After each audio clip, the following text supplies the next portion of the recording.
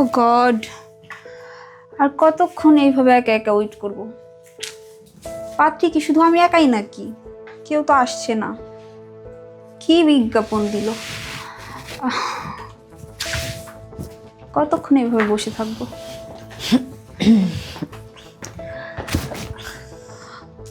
আপনি কে, কাজের বুয়া নাকি? তাই না? তুমি কি বলো? আমি তো পাত্রী। কি? আপনি পাত্রী? আমি তো ভাবছি পাত্রীর মা। হাসছো কেন? আর তুমি কে? আমি আমি তো নিয়োগ দেখে আসছি। বিজ্ঞাপন থেকে আসছো? তাহলে তুমিও পাত্রী? জি হ্যাঁ। আরে কি বলে মেয়েটা? তোমার তো দেখে মনে হয় তোমার বয়স খুব কম, 14-15 হবে। আর যিনি বিয়ে করবেন ওনার বয়স তো অনেক। আমার কাছে বয়স কোনো ম্যাটার না। আমি শুনেছি ওনার নাকি অনেক টাকা পয়সা আছে, কোটি কোটি টাকা পয়সা, বাড়ি গাড়ি, কোনো কিছুর অভাব নাই। আমি তো এই জন্যই আসছি ওনাকে বিয়ে করার জন্য। আমি কি ওনার বয়স ধুয়ে ধুয়ে পানি খাবো? আমার তো লাগবে টাকা পয়সা। ওরে বাবা, মেয়ে বলে কি? শোন, একটা কথা বলি। আমার মতে তো সুন্দরী, স্মার্ট, শিক্ষিত মেয়ে রেখে তোর মতো বুড়িকে কি বিয়ে করবে নাকি? তোকে বিয়ে করবে না, তুই চলে যা। তাই মেয়ে, বুড়ি বুড়ি বলবা না। আমরা কিন্তু তোমাদের চেয়ে অনেক সুন্দর ছিলাম ইয়াংকালে, বুঝতে পেরেছো? আরেকটা কথা শুনে রাখো, পুরান চাল আছে না, ভাতে বাড়ে।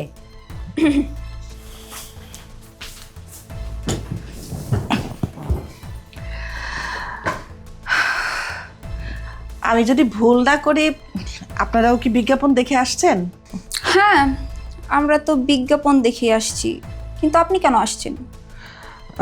আমিও বিজ্ঞাপন দেখেই আসছি। আচ্ছা, তাই নাকি? তা আপনার পাশের ওই ছেলেটাকে? এটা আমার ছেলে। আপনার ছেলে? আপনি ছেলে নিয়ে আসছেন বিয়ে বসতে? তাতে কি আছে? ছেলে নিয়ে কি বিয়ে বসা যায় না?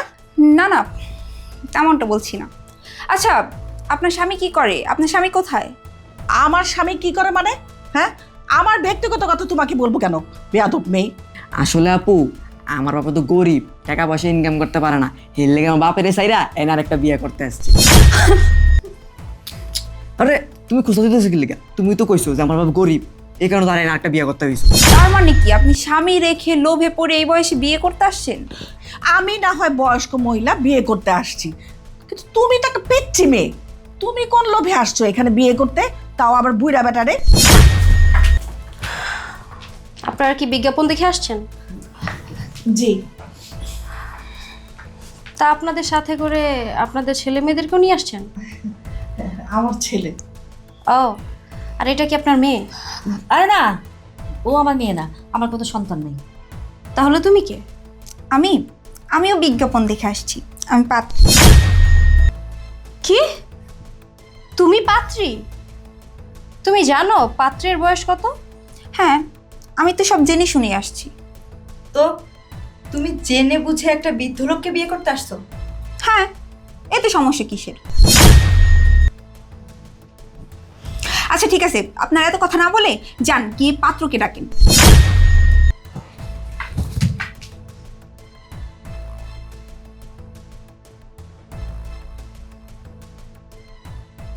জিসান, আমি একটা জিনিস কিছুতেই বুঝতে পারছি না।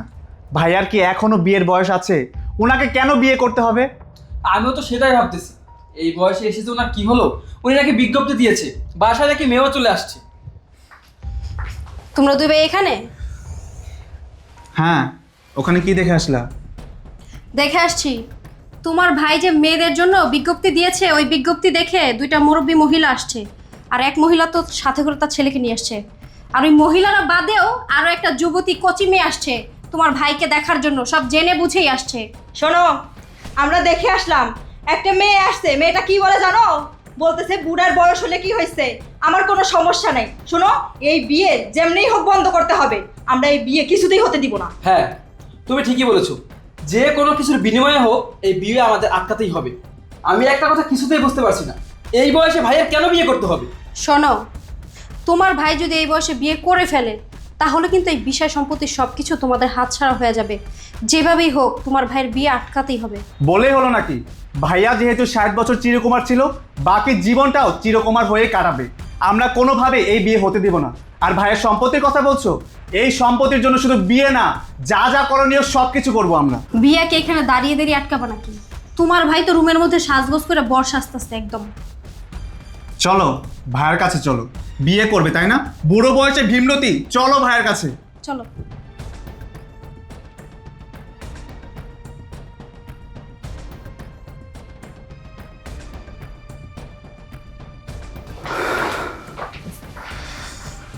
কি ব্যাপার, তোমরা এখানে কেন?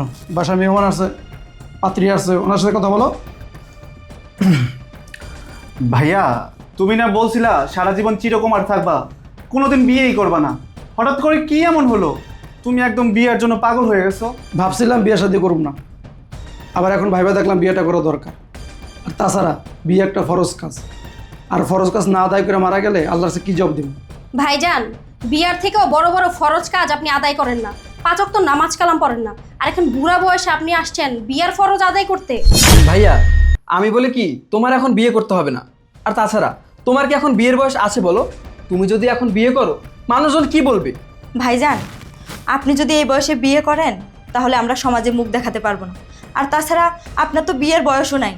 আর এই সময় যদি আপনাকে কোনো মেয়ে বিয়ে করে, সে আপনার টাকা পয়সা লোভে বিয়ে করবে, আপনার সাথে সংসার করবে না। আমি একটা জিনিস বুঝতেছি না, আমি বিয়ে করবো এটা শুই না, তোমাদের এত উদ্বেগ কিসের? হ্যাঁ, তোমাদের রাতের ঘুম হারাম হয়ে গেছে গা। আবার কি বললা, আমাকে যে বিয়ে করবে টাকা পয়সার জন্য বিয়ে করবে, করুক, আমার তো টাকা পয়সার অভাব নাই। ভাইজান, দেখে আসলাম হাঁটুর বয়সে একটা পিচ্চি মেয়ে আসছে। কেন আসছে? আপনার টাকা পয়সা লোভে পড়ে তো আসছে। কি বললা? একটা পিচ্চি মেয়ে আইছে? মায়েরা কি সুন্দর? আমার না অনেকদিন ধরে শখ আমি একটা পিচ্চি মেয়ে বিয়ে করব। বয়স তো বেশি, একটা গ্যাপ পড়ে গেছে, বুঝো না? ঠিক আছে ঠিক আছে, পিচ্চি মেয়েটা আমি দেখাই। তো দাঁড়িয়ে লিগা আয় আমার সাথে। তোমার ভাইয়ের তামসা দেখছো? হ্যাঁ, পিচ্চি মেয়ের কথা শুনে তোমার ভাইয়ের ভাবসাব দেখলা? মনে হইতাছে যে উনি এখনো 18 বছরের যুবক। ভাল লাগে না এইসব।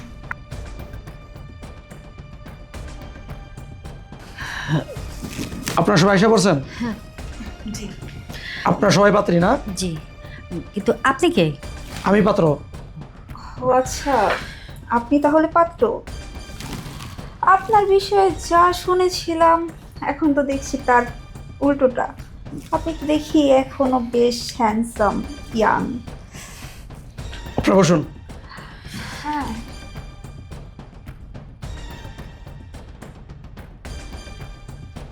কি ব্যাপার, তুমি বাইং মেসের মতো মুসরামুসি কেন করতেছো? সোজাই বসো। আসলে আপনি অনেক হ্যান্ডসাম, তো অনেক ইয়াং। আপনার সাথে ছেলেটাকে? এটা আমার ছেলে। ও, আপনি মেরিড? জি। আপনার স্বামী কোথায়? মানে আমার আসলে অনেক আগে বিয়ে হয়েছিল, বুঝছেন তো। ওই যে আমার স্বামী আর কি নেশা পানি করে, ঘরে তো তেমন একটা টাকা পয়সা দিতে পারে না, সবসময় নেশা পানি নিয়েই পড়ে থাকে। এই ছেলেটার ভবিষ্যৎ চিন্তা করে আমি ছেলেটারে নিয়ে আসছি আর কি। আম্মা, তুমি যা কথা কও কেন? আব্বা কই নেশাবানি করে? তোমার তো টাকার প্রতি লোভ, এর লেগে আমার আব্বার ইনকাম দিয়ে হয় না দিকা এনে আইসো। তো আপনার স্বামী থাকা অবস্থা আবার বিয়ে করতে আসছেন? আপনি এখন চলে যান। চল চল, সারা জীবন পাপের মতোই থাকবি, কোনোদিন তোকে ভবিষ্যৎ হইব না, বুঝছস? বসে আসিস কেন? চল, তোর জন্য আমার বিয়েটা ভাঙলো। এই যে আপনার নাম কি? আমার নাম রেহানা। হ্যাঁ না, আপনি কি বিয়ে শাদী করছেন আগে? জি, বিয়ে হয়েছিল, কিন্তু আমার স্বামী অনেক আগেই মারা গেছে। ছেলে মেয়ে আছে? না, আমার কোনো সন্তান নাই। তো এই বছর বিয়ে করতে আসছেন যে? দেখেন, এতদিন তো আমি একাই ছিলাম, তো চিন্তা ভাবনা করলাম যে আমার শেষ বয়সে আমার তো একটা সঙ্গীর প্রয়োজন, আমাকে দেখাশোনা করবে কে, সেই জন্য আপনার বিজ্ঞাপন দেখে এখানে আসা। ও, এই যে মেয়ে, তোমার নাম কি? জি, আমার নাম নেহা ইসলাম। তোমার বয়স কত? 19 বছর। লেখাপড়া করো? জি না, লেখাপড়া বাদ দিয়ে দিছি। তোমার 19 বছর আর আমার 60 বছর, তুমি এসে আমাকে বিয়ে করতে? আমার কাছে বয়স কোনো ম্যাটার না। তাছাড়া আপনি দেখতে অনেক স্মার্ট, হ্যান্ডসাম, আপনাকে আমার ভালো লাগছে। আপনার যদি আপত্তি না থাকে তাহলে আমি আপনাকে বিয়ে করতে চাই। আচ্ছা, একটা কথা বলো তো, তোমার মতো সুন্দরী একটা মেয়ে আমাকে কেন বিয়ে করতে চাও? আপনি বলছেন না, সহজ অঙ্ক। আপনার টাকা পয়সা বাড়ি গাড়ির কোনো কিছুর অভাব নাই, সব কিছুই আছে। আপনাকে যদি আমি বিয়ে করি তাহলে আমার লাইফটা সেটেল হয়ে যাবে, আমি ভালোভাবে জীবন কাটাতে পারবো। এই জন্যই আমি আপনাকে বিয়ে করতে চাই। এখন আপনার যদি কোনো আপত্তি না থাকে তাহলে আমার মতো একটা সুন্দরী মেয়েকে আপনি বউ করতে পারেন। তোমার আপত্তি না থাকলে আমার আপত্তি আছে, কারণ তোমার অল্প বয়স, তোমার 60 বছর বয়স। তোমার মতো অল্প বয়সী মেয়েকে বিয়ে করে আমার মান সম্মান আমি নষ্ট করতে চাই না, কারণ আমার সমাজে চলাফেরা করি, আমার আত্মীয় স্বজন আছে। মামুনি, তুমি আসতে পারো। আপনি আমাকে এইভাবে রিজেক্ট করলেন? আপনি জানেন আমার পিছনে কত ছেলেরা ঘুরে, আর আপনি আমাকে এইভাবে রিজেক্ট করলেন? আসলে আপনার রুচিই ভালো না, আপনার রুচিতে সমস্যা। নিজে তো বুড়া ভাম হয়ে গেছে, মাথায় টাক পড়ে গেছে, সে আবার আমার রিজেক্ট করে, আমার নাকি বিয়ে করবে।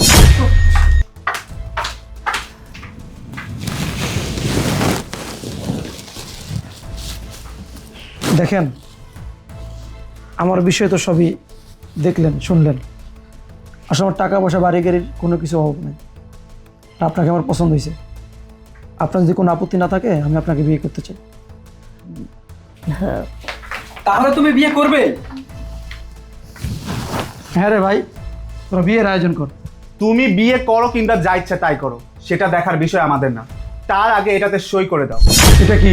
এটা এটা হচ্ছে তোমার সমস্ত বিষয় সম্পত্তির দলিল। আমি কেন এখানে সই করব? কেন সই করবে মানে? এত সহজ বিষয়টা তুমি বুঝতে পারছো না?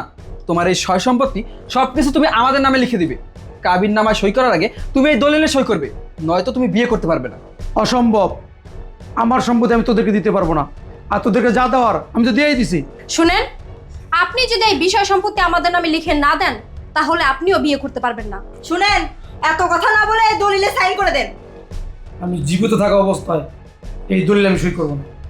শোনো ভাইয়া, এই সমস্ত সয় সম্পত্তির জন্য তোমাকে যদি মেরেও ফেলতে হয় তাতেও আমরা দ্বিতীয়বার ভাববো না। কি বললি? এই সম্পত্তির জন্য তোরা মাইরে ভালাবি আমারে? হ্যাঁ, এই তোরা আমার ভাই, সবকিছু ভুলে গেছিস গা? তোদেরকে ছোট রেখে বাপ মা মারা গেছে, আমি তোদেরকে ছোট কাল থেকে কোলে পিঠে করে মানুষ করছি, তোদের লেখাপড়া করাইছি, তোদের জন্য আমি বিয়ে শাদী করি নাই।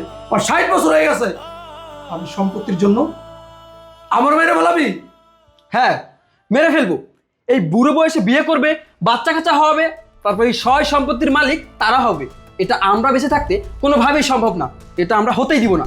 তোরা কান খুলে শুনে রাখ, আমার বিষয় সম্পত্তির কানা করিও আমি তোদেরকে দিব না। তোদেরকে বহুত দিছি, আর না। ঠিক আছে, তুমিও শুনে রাখো, আমরাও দেখব এই সমস্ত বিষয় সম্পত্তি আমাদের নামে না দিয়ে তুমি কিভাবে বিয়ে করো। এই চল চলো চলো।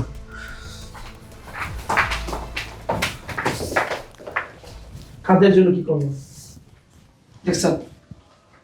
আমার ভাইরা আমাকে মাইরে ফেলো সম্পত্তির জন্য, অথচ ওদের কথা চিন্তা করে আচ্ছা 60 বছর হয়ে গেছে বিয়ে শাদী করি না, সব কিছু ত্যাগ করছি, আর সেই ভাইরা সম্পত্তির জন্য আমাকে মাইরে ফেলে।